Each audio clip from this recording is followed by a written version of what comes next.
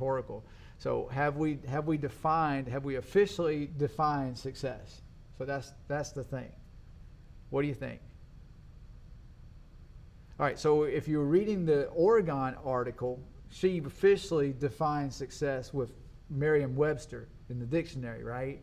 So that's kind of official. But we also talked about last week where, isn't that a vague definition of success? So the real question is, and with our reading, is how do you define success? What do you see as success? And we did this thing the other day where I asked you to name 5 people, 5 successful people. And you did that in your head. And then I said, pull one of those out and then write something about them. Tell me what makes them a success. And you did that too. And so believe it or not, without writing down a definition, that word picture that you brought forth of whoever's success that you thought was successful, that in a way is your definition of success. We kind of said that too. But so that's kind of review. Now, we did look at Ben Franklin. Did Ben Franklin set out to define success? Again, that's just probably a rhetorical question. He didn't. He's not trying to define success. He is the guy that, and I just realized why I wasn't hearing doorbells. The volume out there is not on. But there we go. So Ben Franklin did not set out to define success. What did he decide to do? He wanted to achieve something. He set a goal to become morally perfect. So how does that define success?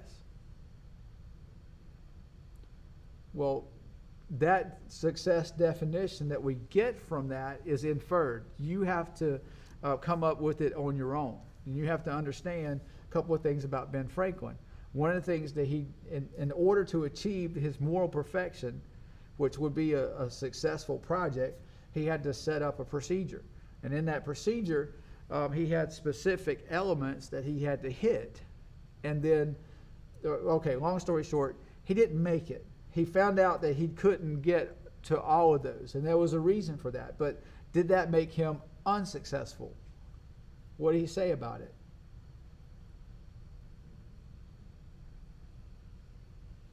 He liked the process. He enjoyed the process of it. The success came in the process of it.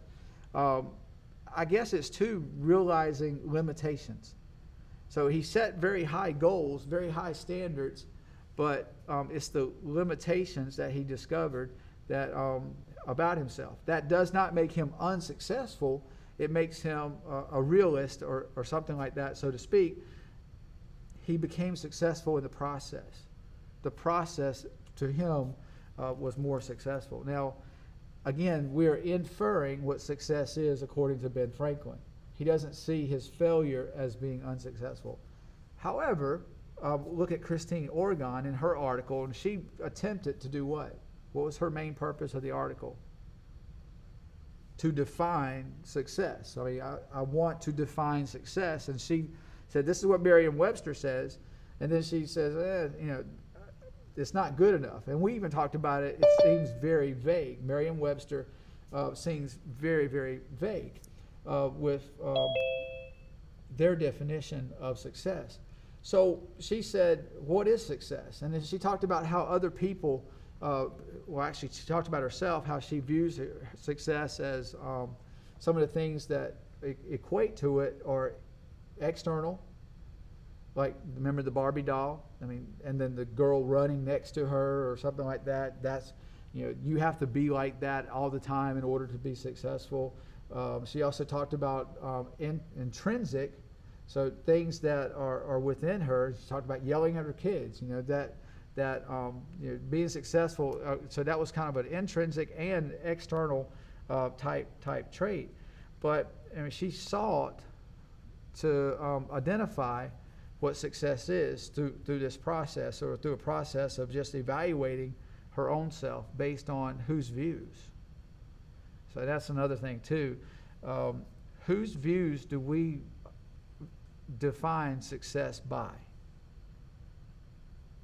Coach Witz, Mr. Mars, your parents' views,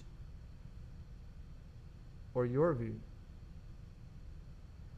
And I think both of these authors, and we'll look at the Venn diagram in just a minute, maybe come up with some things that hopefully you guys will feed into some of the things I've written. But ultimately, the authors themselves didn't rely on other people, but they realized they had to rely on their own selves to define their own measure of success. And there's something that can be learned from that. So anyway, let me look at it real quick. Let me share my screen so that you guys can see. You guys would be able to see it back there a little bit, and I'll explain a little bit too. So yesterday, I want you guys to look, download or get that Venn diagram and kind of look at Franklin, look at Oregon, go back to the, hang on, I've got you. Go back to the, there you go, should be coming in now.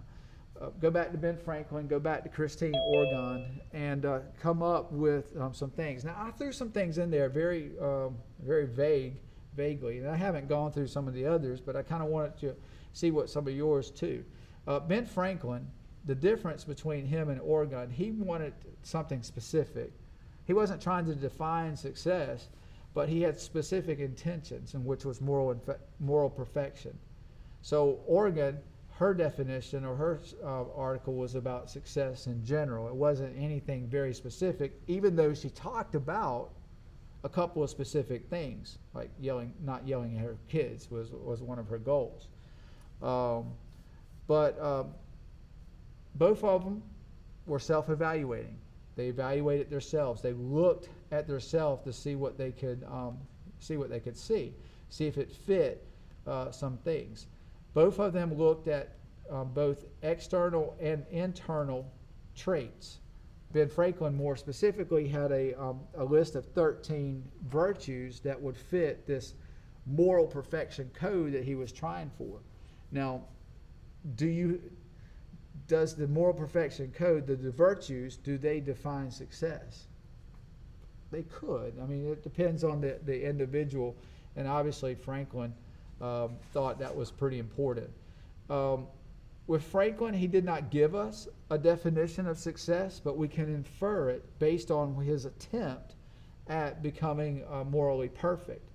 So what do you think his definition of success would be? If I was Ben Franklin, I would probably write that success is not whether we succeed or fail, or to achieve a goal or to fail at achieving a goal. Success is making the attempt at the goal, and and even if we do fail, we have succeeded in trying, succeeded in finding out that maybe this is not what we're meant to do or something. If we're the failure, if we succeed, all the better. So maybe that's something that we can infer for his definition. Oregon, her definition is a little bit, it's perception, and I should have put it up on here, and I don't have it, and I don't have it readily available in the same time. But basically, she says it's ever changing, it's changeable, and that it's within one's own perception how they perceive themselves. So something to think about. So what did you have for either one of those? Something that may be similar between both Franklin and Oregon. Anybody?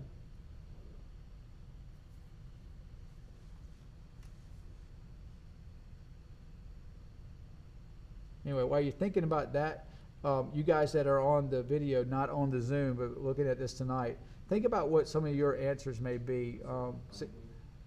To say that again? For Franklin, I mean, for either one of them.